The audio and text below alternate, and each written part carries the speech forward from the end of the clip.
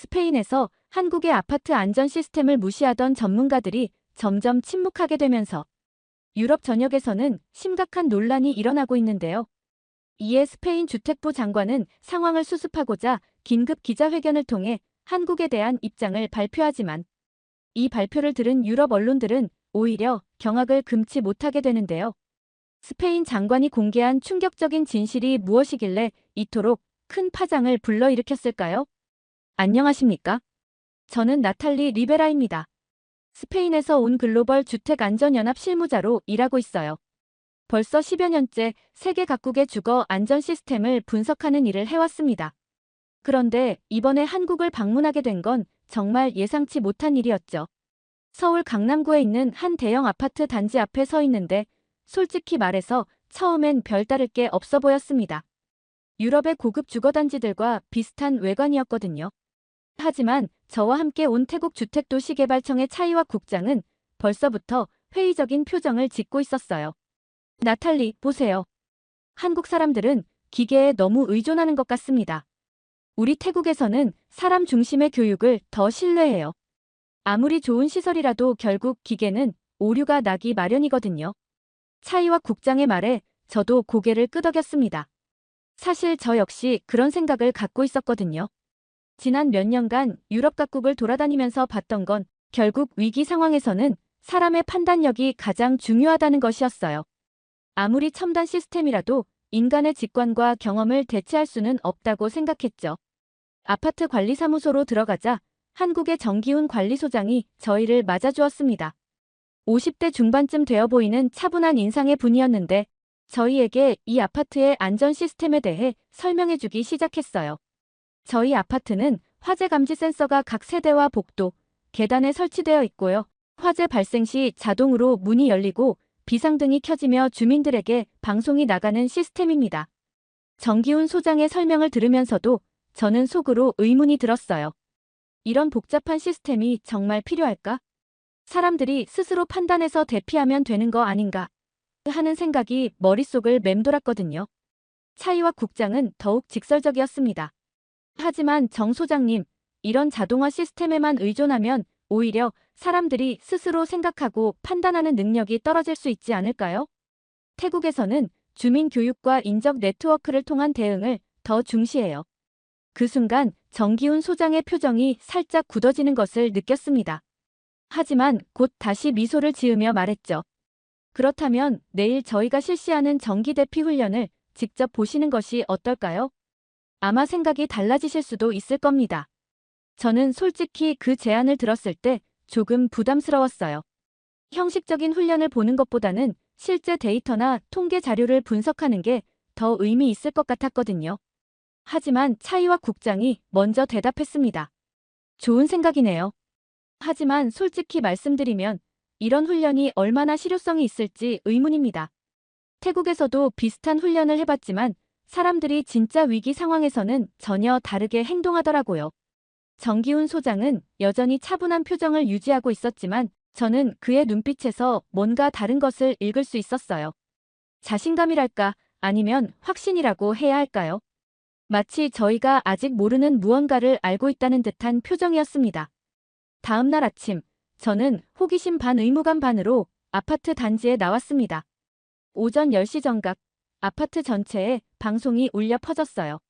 주민 여러분, 정기화재 대피 훈련을 시작하겠습니다. 20층에서 화재가 발생했다고 가정하고 진행하겠습니다. 저는 차이와 국장과 함께 단지 중앙광장에서 지켜보고 있었는데 솔직히 말하면 큰 기대는 하지 않고 있었어요.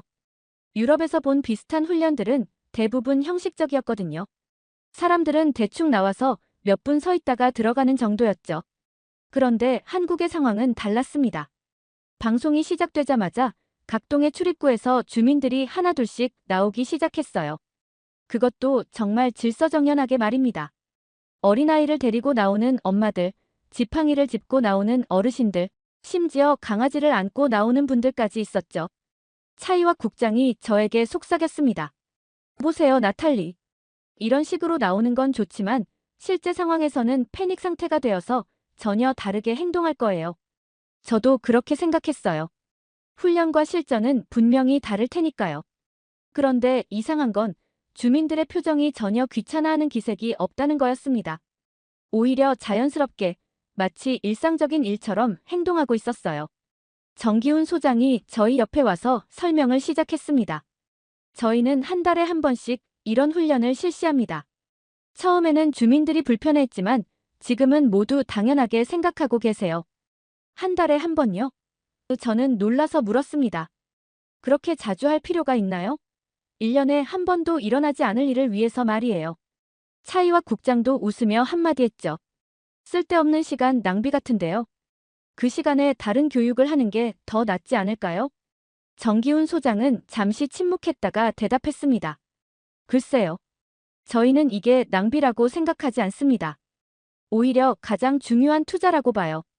그때 제 시선에 들어온 건 6살 정도 되어 보이는 어린아이였어요. 엄마 손을 잡고 나온 그 아이는 전혀 무서워하지 않고 오히려 신나하는 표정이었습니다. 엄마, 오늘은 몇 분 걸릴까? 지난번보다 더 빨리 내려올 수 있을 것 같은데. 저는 그 순간 뭔가 묘한 느낌이 들었어요. 이 아이에게는 이런 훈련이 무서운 게 아니라 익숙한 일상이구나 하는 생각이 들었거든요. 마치 학교에서 하는 소풍처럼 자연스럽게 받아들이고 있는 것 같았습니다. 훈련이 끝날 무렵 저는 정기훈 소장에게 물어봤어요. 실제로 화재가 발생한 적이 있나요? 다행히 큰 화재는 없었습니다. 하지만 작은 사고들은 가끔 있어요. 그럴 때마다 느끼는 건 평소 훈련이 얼마나 중요한지 모른다는 거죠. 차이와 국장은 여전히 회의적이었습니다. 하지만 진짜 응급 상황에서는 사람들이 당황해서 훈련대로 행동하지 못할 거예요. 인간의 본능적 반응은 그렇게 쉽게 바뀌지 않거든요. 그날 밤 11시쯤 저는 아파트 25층에 있는 게스트룸에서 업무 보고서를 정리하고 있었습니다. 차이와 국장은 같은 층 다른 방에 머물고 있었어요. 조용한 밤이었죠. 창문 너머로 서울의 야경이 보였고 아파트 단지는 평화로웠습니다. 그런데 갑자기 날카로운 경보음이 울리기 시작했어요. 처음에는 무슨 소리인지 몰랐습니다. 하지만 곧이어 아파트 전체에 방송이 나왔죠. 주민 여러분, 20층에서 화재가 감지되었습니다. 해당 층과 인근 층 주민들은 즉시 계단을 이용하여 대피해 주시기 바랍니다. 엘리베이터는 사용하지 마시고 계단으로만 이동해 주세요. 제 심장이 빨리 뛰기 시작했어요. 이건 훈련이 아니었거든요. 방송 톤부터가 아침에 들었던 훈련 방송과는 완전히 달랐습니다. 더 긴급하고 더 진지했어요. 저는 급히 짐을 챙기려다가 멈췄습니다. 아니다. 일단 밖으로 나가야 해. 하지만 문을 열기 전에 잠시 망설였어요. 정말 화재일까? 아니면 오보일까? 스페인에서 이런 상황을 몇 번 겪어봤는데 대부분은 오보였거든요.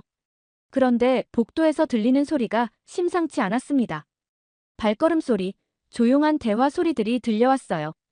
저는 문을 살짝 열어봤습니다. 그리고 눈앞에 펼쳐진 광경에 깜짝 놀랐어요. 복도에 비상등이 환하게 켜져 있었고 주민들이 차례차례 계단 쪽으로 향하고 있었습니다. 그런데 아무도 뛰지 않았어요. 아무도 소리를 지르지 않았고 아무도 당황하지 않았습니다. 한 가족이 제 앞을 지나갔는데 아버지는 아이를 안고 있었고 어머니는 작은 가방을 들고 있었어요. 그 6살 정도의 아이가 아버지에게 말했습니다. 아빠, 훈련이랑 똑같네. 이번엔 진짜야? 아버지는 차분하게 대답했죠. 응, 진짜일 수도 있으니까 조심히 내려가자. 저는 그 순간 소름이 돋았어요. 이 아이에게는 진짜 화재 상황과 훈련 사이에 큰 차이가 없었던 거죠. 훈련을 워낙 많이 해서 실제 상황도 자연스럽게 받아들이고 있었어요. 저도 급히 방에서 나와서 주민들을 따라 계단으로 향했습니다. 계단 입구에서 차이와 국장을 만났어요. 국장도 당황한 기색이 역력했습니다. 나탈리, 이거 진짜 화재인 것 같아요. 그런데 사람들 반응이 너무 차분한데요? 저도 똑같은 생각이었어요. 25층에서 1층까지 내려가는 동안 저는 계속 주변을 관찰했습니다. 계단에는 자동으로 비상등이 켜져 있었고 각 층마다 대피 방향을 알려주는 표시등이 깜빡이고 있었어요. 그리고 무엇보다 놀라운 건 사람들의 행동이었습니다. 누구 하나 새치기 하려고 하지 않았고 어르신들과 아이들을 먼저 보내주었으며 심지어 반려동물까지 질서정연하게 안고 내려오고 있었어요. 한 할머니가 조금 느리게 걸으시자 앞에서 내려가던 젊은 남성이 뒤를 돌아봤어요. 할머니, 천천히 오세요. 급하지 않아요. 저는 그때 깨달았습니다. 아, 이게 바로 문화구나. 이 사람들에게는 이런 대피가 일상적인 일이었던 거예요. 한 달에 한 번씩 해온 훈련이 몸에 밴 거였죠. 드디어 1층 로비에 도착했을 때 저는 완전히 다른 세계에 온 것 같은 느낌이었어요. 로비는 질서정연했습니다. 사람들은 각자 정해진 위치에 서서 점호를 받고 있었고 관리사무소 직원들이 체크리스트를 들고 주민들의 안전을 확인하고 있었어요. 정기훈 소장이 저희를 발견하고 다가왔습니다. 괜찮으시죠? 20층에서 작은 화재가 발생했는데 이미 진압됐어요. 곧 안전 확인이 끝나면 올라가실 수 있습니다. 저는 믿을 수가 없었어요. 벌써 진압됐다고요? 아직 소방차 소리도 못 들었는데요.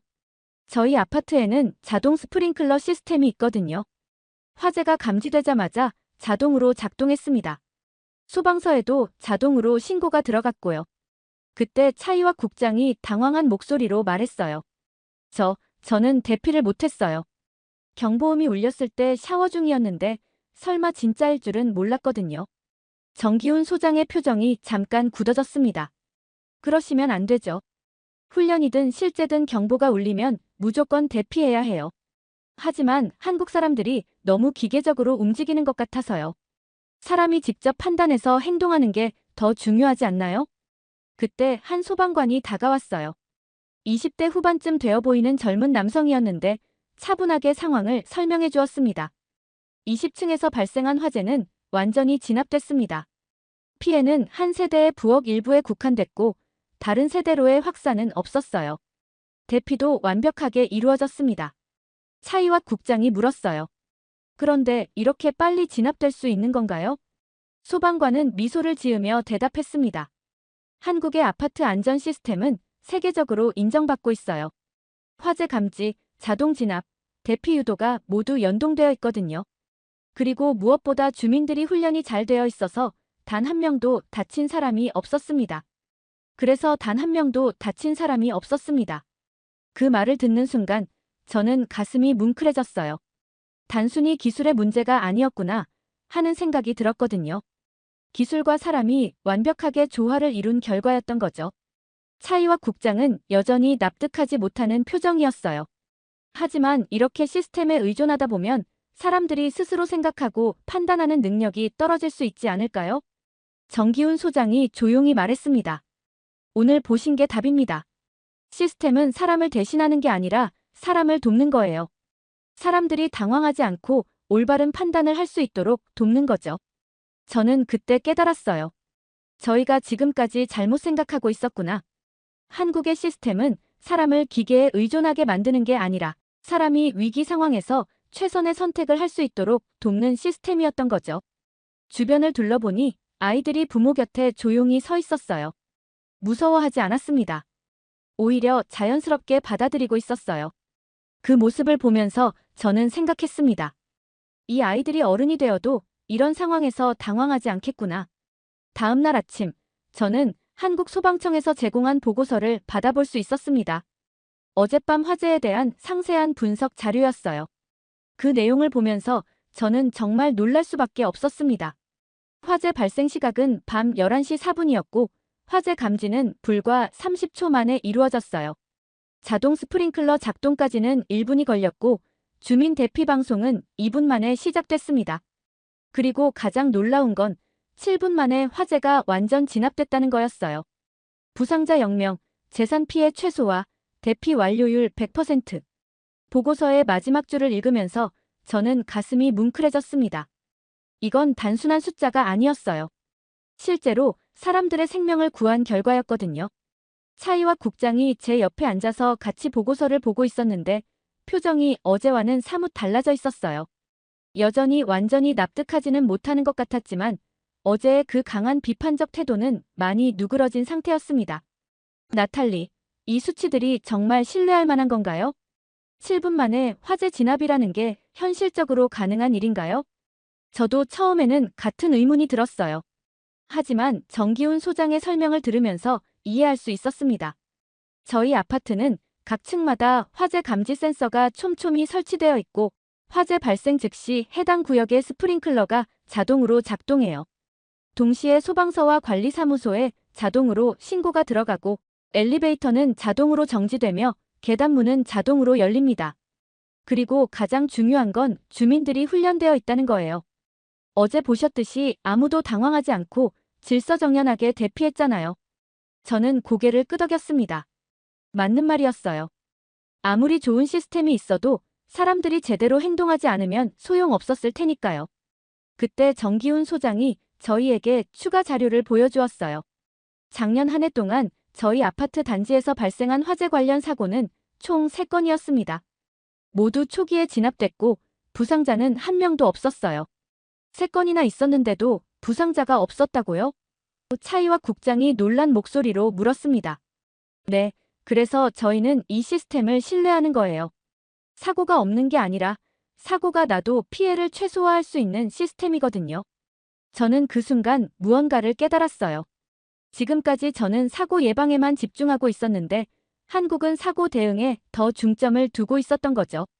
사고는 언제든 일어날 수 있다는 전제하에 사고가 났을 때 피해를 최소화하는 시스템을 구축한 거였어요.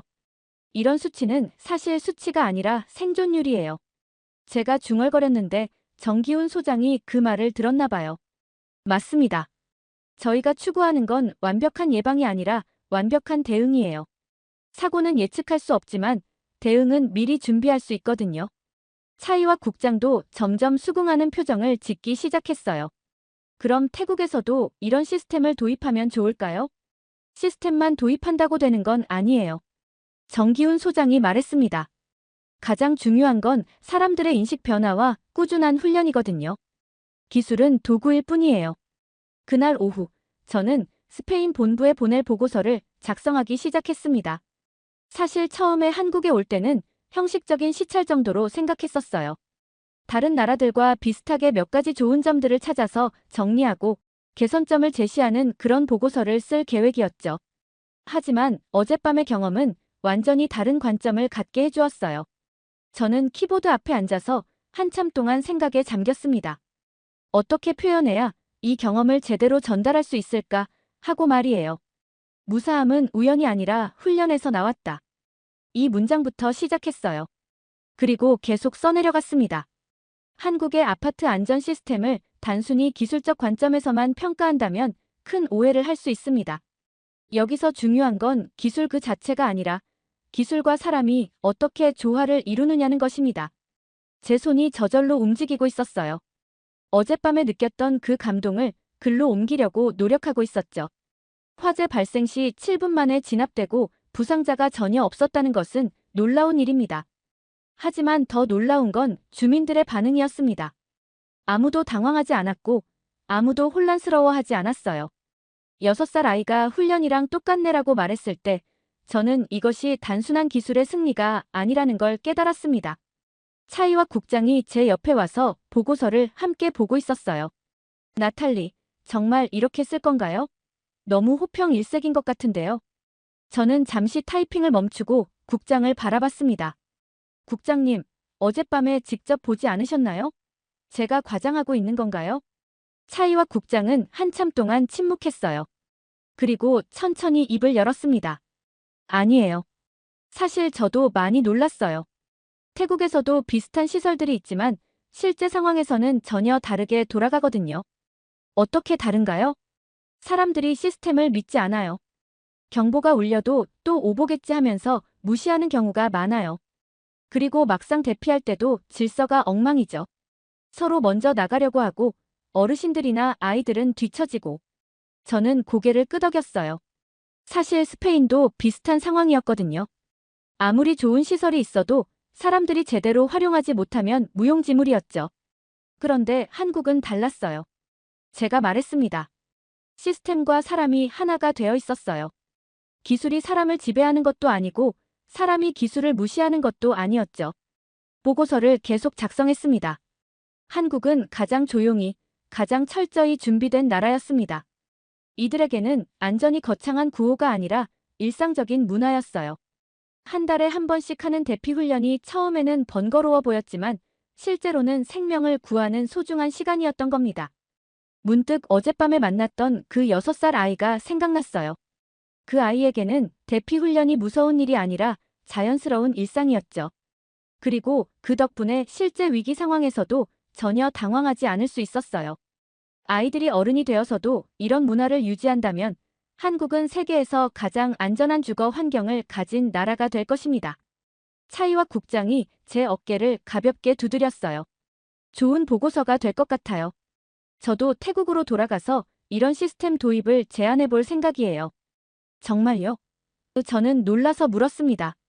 네, 물론 하루아침에 바뀔 수는 없겠지만요. 가장 중요한 건 사람들의 인식 변화일 것 같아요. 안전을 귀찮은 일이 아니라 당연한 일로 받아들이게 하는 건 말이에요. 보고서를 마무리하면서 저는 정기훈 소장과 마지막 인터뷰를 진행했습니다. 그동안 궁금했던 것들을 자세히 물어보고 싶었거든요. 소장님, 솔직히 물어보고 싶은 게 있어요. 이런 시스템을 구축하고 유지하는 데 비용이 많이 들 텐데 주민들이 불만을 제기하지는 않나요? 정기훈 소장은 잠시 미소를 지었어요. 처음에는 그랬어요. 관리비가 올라간다고 불만이 많았죠. 특히 훈련 때문에 일정이 불편해진다는 분들도 있었고요. 그럼 어떻게 설득하셨어요? 설득한 게 아니라 경험하게 했어요. 작은 사고들이 몇 번 있었는데 그때마다 시스템이 제대로 작동하는 걸 보면서 주민들이 스스로 깨닫게 됐죠. 저는 고개를 끄덕였어요. 이론적인 설명보다는 실제 경험이 더 강력한 설득력을 갖는다는 걸 이해할 수 있었거든요. 그리고 무엇보다 아이들이 변화의 중심이었어요. 정기훈 소장이 계속 설명했습니다. 아이들은 이런 훈련을 자연스럽게 받아들이거든요. 그러면 부모들도 따라서 변하게 되고요. 아, 그래서 어젯밤에 그 아이가 그렇게 차분했구나. 저는 중얼거렸어요. 맞아요. 그 아이에게는 대피 훈련이 무서운 게 아니라 당연한 거예요. 마치 학교에서 소풍 가는 것처럼 자연스럽게 받아들이고 있죠. 저는 그때 문득 스페인의 상황이 생각났어요. 스페인에서도 비슷한 시설들이 있지만 사람들의 반응은 전혀 달랐거든요. 경보가 울리면 대부분 짜증부터 내고 대피할 때도 질서가 엉망이었죠. 소장님, 한 가지 더 궁금한 게 있어요. 이런 문화가 만들어지기까지 얼마나 걸렸나요? 이 아파트는 10년 전에 입주가 시작됐는데 처음 3년은 정말 힘들었어요. 주민들이 협조를 안 해주시니까 훈련도 제대로 안 되고 시스템도 무용지물이었죠. 그럼 언제부터 바뀌기 시작했나요? 작은 화재 사고가 한 번 있었는데 그때 시스템이 제대로 작동해서 큰 피해 없이 끝났어요. 그 이후로 주민들의 인식이 확 바뀌었죠. 아, 이게 정말 필요한 거구나 하고 깨닫게 된 거예요. 저는 보고서에 이런 내용도 추가했습니다. 단순히 기술만 도입해서는 안 되고 사람들의 인식 변화가 함께 이루어져야 한다는 점을 강조하고 싶었거든요. 진짜 위기는 준비로 이긴다는 말이 있잖아요. 정기훈 소장이 마지막으로 말했습니다. 한국 사람들은 원래 이런 성격이에요. 미리미리 준비해두고 만약의 상황에 대비하는 거죠. 그런 문화적 특성이 이런 시스템과 잘 맞아떨어진 것 같네요. 맞아요. 기술과 문화가 조화를 이룰 때 진짜 효과가 나타나는 것 같아요. 저는 그 말을 듣고 마지막 문단을 작성했습니다. 사고가 없던 게 아니에요. 사고가 와도 아무도 다치지 않게 준비했을 뿐입니다. 한국의 아파트 안전 시스템은 단순한 기술의 집약체가 아니라 기술과 문화가 완벽하게 조화를 이룬 결과물이었어요. 한국을 떠나는 날 저녁, 저는 다시 한번 그 아파트 단지를 찾았습니다. 마지막으로 한 번 더 보고 싶었거든요. 며칠 전까지만 해도 평범해 보였던 이 건물들이 이제는 완전히 다르게 보였어요. 차이와 국장과 함께 단지 중앙광장에 앉아서 저녁 노을을 바라보고 있었는데 국장이 먼저 입을 열었습니다. 나탈리, 이번 여행이 저에게는 정말 큰 깨달음이었어요. 처음에는 한국 시스템을 비판적으로 보려고 했는데 실제로 경험해보니 생각이 완전히 바뀌었어요. 저도 같은 마음이었어요. 저도 그래요.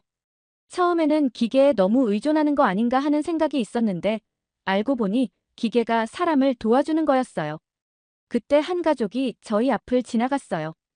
어젯밤 화재 때 봤던 그 가족이었죠. 6살 아이가 아버지 손을 잡고 걸어가면서 말했습니다. 아빠, 어젯밤에 진짜 불이 났는데도 무섭지 않았어. 훈련이랑 똑같았거든. 아버지가 아이의 머리를 쓰다듬으며 대답했어요. 그렇지. 평소에 연습을 많이 해서 그래. 우리 딸이 참 용감하네. 저는 그 대화를 들으면서 가슴이 뭉클해졌어요. 이 아이에게는 위기 상황도 두려운 게 아니라 극복할 수 있는 일이었던 거죠. 그리고 그 자신감은 하루아침에 생긴 게 아니라 꾸준한 훈련과 준비에서 나온 거였어요. 기계가 아닌 시스템, 기술이 아닌 문화. 저는 중얼거렸습니다. 한국은 진짜 안전을 설계하고 있었네요. 차이와 국장이 저를 바라봤어요. 그게 무슨 뜻이에요? 안전이라는 게 단순히 사고를 예방하는 것만이 아니라는 뜻이에요. 사고가 났을 때도 침착하게 대응할 수 있는 능력, 그것까지 포함하는 게 진짜 안전인 것 같아요. 저는 핸드폰을 꺼내서 스페인 본부에 마지막 메시지를 보냈습니다. 한국의 아파트 안전 시스템 시찰을 마쳤습니다. 단순한 기술 도입이 아닌 문화적 변화가 함께 이루어져야 한다는 중요한 교훈을 얻었어요. 상세한 보고서는 귀국 후 제출하겠습니다. 그리고 개인적인 소감도 덧붙였죠. 이곳에서 배운 가장 중요한 것은 준비된 마음이었습니다. 한국 사람들은 사고가 일어나지 않기를 바라면서도 사고가 일어났을 때를 위해 끊임없이 준비하고 있었어요. 그 준비가 어젯밤 모든 사람의 생명을 구했습니다. 해가 지면서 아파트 단지의 불빛이 하나둘씩 켜지기 시작했어요. 각각의 불빛 뒤에는 가족들이 있고 그들 모두가 서로의 안전을 위해 노력하고 있다는 생각이 들었습니다. 차이와 국장이 일어서면서 말했어요. 내일 태국으로 돌아가면 바로 관련 부서들과 회의를 잡을 거예요. 우리도 이런 시스템을 도입해봐야겠어요. 시간이 좀 걸릴 거예요. 제가 말했습니다.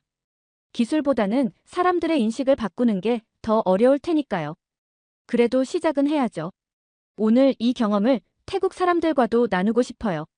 저희는 아파트를 떠나면서 정기훈 소장에게 마지막 인사를 드렸어요. 소장님은 저희에게 작은 선물을 주었는데 아파트 안전 매뉴얼 소책자였습니다. 기념품이에요. 혹시 다른 나라에서 비슷한 시스템을 만들 때 참고하시라고요. 저는 그 소책자를 받아들면서 마지막으로 물어봤어요. 소장님, 이런 시스템을 다른 나라에 전파한다면 가장 중요한 게 뭘까요? 정기훈 소장은 잠시 생각하더니 대답했습니다. 기술은 돈으로 살 수 있지만 문화는 시간으로만 만들 수 있어요. 천천히, 꾸준히 하는 게 중요합니다. 공항으로 가는 택시 안에서 저는 창밖을 바라보며 생각했어요. 며칠 전까지만 해도 평범해 보였던 서울의 아파트들이 이제는 전혀 다르게 보였습니다. 각각의 건물이 하나의 완벽한 안전 시스템이었고 그 안에 사는 사람들이 그 시스템의 가장 중요한 부분이었던 거죠. 한국이 조용히 만들어낸 혁신이었어요. 저는 혼잣말로 중얼거렸습니다.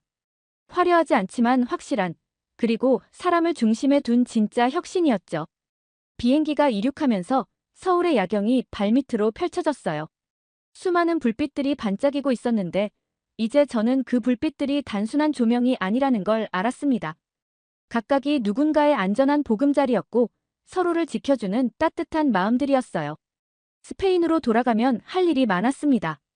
이번 경험을 바탕으로 한 보고서도 써야 하고 유럽 각국의 주택 안전 담당자들과도 이 내용을 공유해야 했죠. 그리고 무엇보다 스페인에서도 이런 문화를 만들어가는 일을 시작해야 했습니다. 쉽지 않을 거라는 걸 알고 있었어요. 하지만 한국에서 봤던 그 6살 아이의 모습을 떠올리면 희망이 생겼습니다.